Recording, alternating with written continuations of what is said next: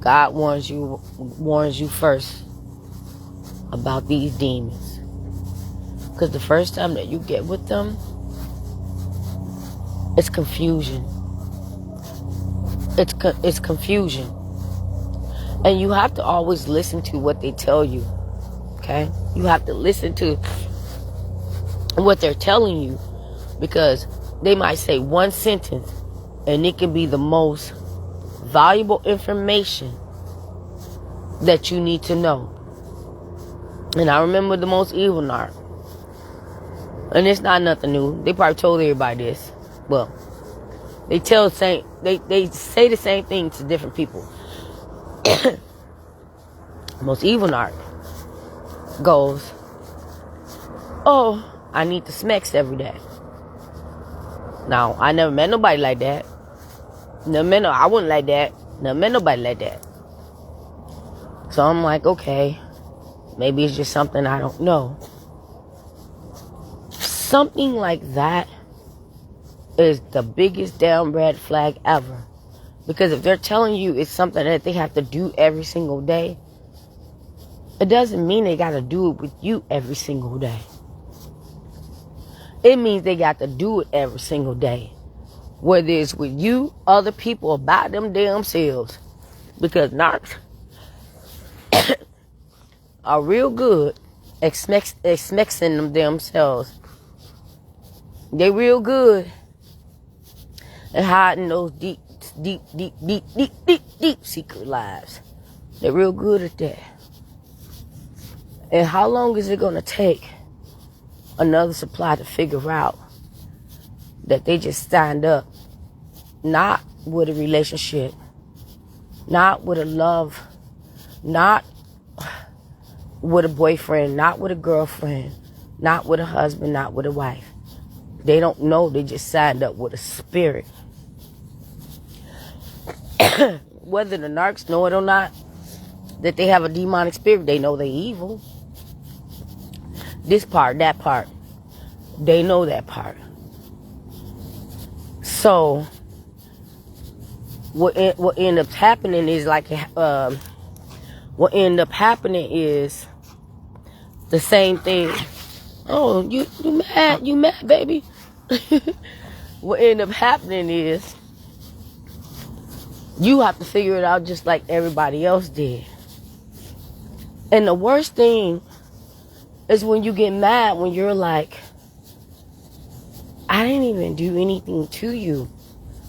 So why would you sign me up for this, to hate me, to lie to me, to abuse me, to use me, to whatever it is that they're doing?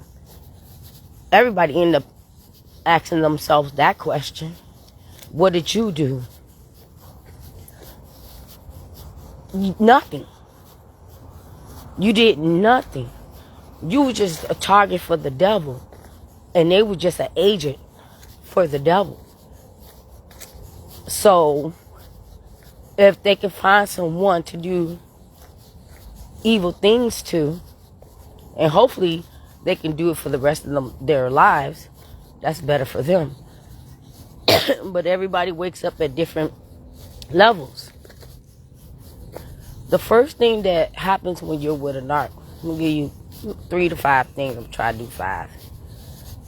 Is when you're with them, it's confusion. You're very, very confused about a bunch of things. You're especially confused about their ex, especially the last person that they was with, because they won't shut the hell up about that person. And they want to put all the blame and the lies on that person. So what they do is, when they steal your identity, which meaning that they pretended to be you, they wanted you to be them. But you couldn't pick up that assignment. So they had to keep trying to pretend to be you. But you left everything about them behind when you left. When you left them, you left whatever they had or whatever they tried to put on you behind.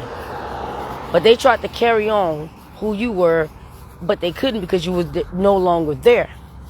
So the first thing they do to deceive you is confusion. Okay? Just like the devil. The second thing that they would do is it's like isolate you. They would try to get you to the point where even if you still got people around, let me, because I don't want to make it long about this video. Even if you still got people around, or if they have to take you across country, another city, another state, sometimes they have to do that. But even if they got other people around, they try to isolate you. So when you got other people around, they try to turn those people against you. Oh, I do not want to deal with this dog. They try to turn those people against you, or you against those people. That's what they would try to do. And then I said I'm going to try to do 3 to 5. So the third one would be after they isolate you, that's when they're trying to switch identities, that part. That's when they're trying to project and smear your name to everybody about who they are and what they do and what they did to you, and make everybody think that's who you are and what you did to them. But people that really know them, they don't really fall for that. God don't work like that. God is never going to put you into something where the first thing starts off as confusion. God is not going to put you into a position where you're being isolated. God is not going to put you in a position where you are being abused. God is not going to be putting you in a position where you are used. You know, I watched a video today and I got to go, where they made it so clear. They made it so clear. And it made sense to me, because once you do your research, which will take some time depending on how long you was with them. But it made it so clear who they really are and how empty they are and why they are so evil and demonic. The saddest thing is when they get with someone else, they already in their mind thinking this is their forever love. Thinking that you're going to take more than the last person. You're going to do more than the last person. But then when they realize that you're not the last person because they're trying to replace you, they will go that far.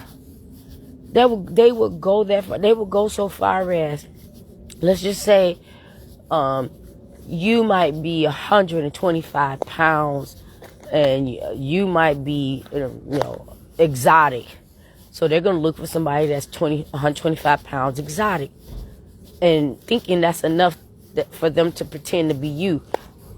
But you guys have two different lifestyles and from two different places. Even when they try to lie and train you and gaslight you into becoming the last person and pick up the pieces from where y'all left off, it doesn't work, because they don't really know you like that. The narc never forgets the one that made them feel the best. So when I first started getting the information, I never understood when they were saying that they're looking for you in someone else. I get it now.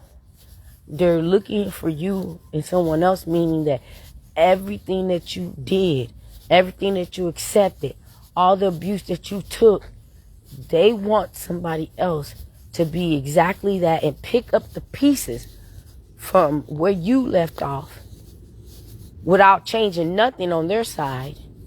So from where you left off, and they're trying to change this person into being you. Now, they don't have to look like you, but some knocks will do that. Girl, you'll be wearing that wig to the side, not fitting right on your head, because knock want you to look like Les Supply.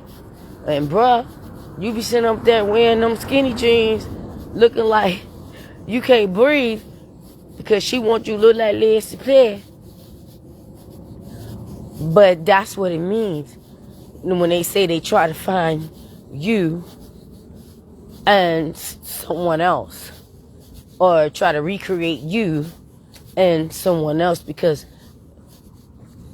you are the one that never did anything for them the way, you did everything, you did everything for them the way no one else have did.